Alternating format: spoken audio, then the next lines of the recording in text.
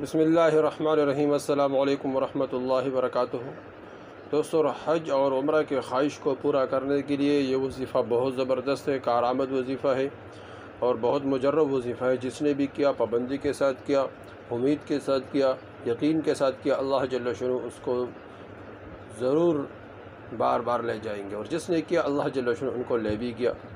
تو جن کا یہ خواہش ہے کہ میں بار بار حج کروں، بار بار عمرہ کروں، اللہ جل شانہ کے گھر کو دیکھوں، حضور صلی اللہ علیہ وسلم کے روضہ مبارک کو دیکھوں، تو اس کو چاہیے کہ یہ وظیفہ بار بار کرے، پابندی کے ساتھ کرے۔ کم از کم اس وظیفے کو 41 دن مسلسل کرے، اللہ جل شانہ سے مانگے، یا 7 دن مسلسل کرے، یا اس وقت تک کرے جب تک اللہ جل شانہ حج اور عمرہ کے بندوبست نہیں فرمائیں گے۔ تو انشاءاللہ اس وظیفے کی برکت سے اللہ جل شانہ ضرور حج اور عمرہ کرنے کے توفیق عطا فرمائیں گے۔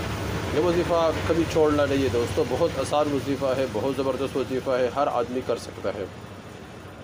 وظیفہ دوستو یہ ہے کہ سورہ فتح پارہ 26 آیات نمبر 27، سورہ فتح پارہ 26 آیات نمبر 27 حج اور عمرہ کے لیے اس آیات کو پڑھے۔ لقد صدق اللہ الرسول الرؤیا بالحق لتدخلن المسجد الحرام انشاء اللہ آمنین محلقین رؤوسکم مقصرین۔ یہ آیات آخر تک پڑھے، الی آخری ہی۔ یہ لقد صدق اللہ الرسول الرؤیا بالحق سے لے کر یہ آیات آخر تک پڑھے، فتحا قریبہ تک۔ اس آیات کو روزانہ 27 مرتبہ پڑھنا ہے۔ ترجمہ آیت کا یہ ہے کہ بے شک اللہ نے اپنے رسول صلی اللہ علیہ وسلم کا خواب کو سچا کر دکھایا کہ اگر اللہ جل شانہ نے چاہا کہ تم امن کے ساتھ مسجد حرام میں ضرور داخل ہو گئے، اپنے سر منڈواتے ہوئے اور بال کتراتے ہوئے بے خوف و خطر ہو گئے، بس جس بات کا تم نہیں جانتے ہو اس نے ایسا جان لیا، پھر اس نے اس سے پہلے ہی ایک فتح بہت جلد کر دی۔ تو یہ اللہ حضور صلی اللہ علیہ وسلم نے خواب دیکھا۔ شان نزول اس آیات کی یہ ہے کہ حضور صلی اللہ علیہ وسلم نے خواب دیکھا کہ میں عمرہ کر رہا ہوں، تو حضور صلی اللہ علیہ وسلم نے صحابہ کرام رضی اللہ عنہ کو ساتھ لے کر عمرہ کے لیے تشریف لے گئے۔ لیکن جب وہاں پہنچ گئے تو مکے والوں نے یہ سمجھا کہ یہ تو ہماری بے عزتی ہے، کہ یہ مسلمان داخل ہو جائیں گے، لوگ کیا کہیں گے، تو ان کو مکے والوں نے روک لیا۔ وہاں کچھ دن آپس میں بات چیت ہو گئی، عثمان رضی اللہ عنہ صلح کے لیے چلے گئے، مشہور ہو گئی کہ عثمان رضی اللہ عنہ کو ان لوگوں نے قتل کر دیا، شہید کر دیا۔ تو حضور صلی اللہ علیہ وسلم نے وہاں سب سے بیعت لیا، بیعت الرضوان کے نام سے، کہ اس وقت تک واپس نہیں ہوں گے جب تک ہم نے عثمان رضی اللہ عنہ کا بدلہ نہیں لیا۔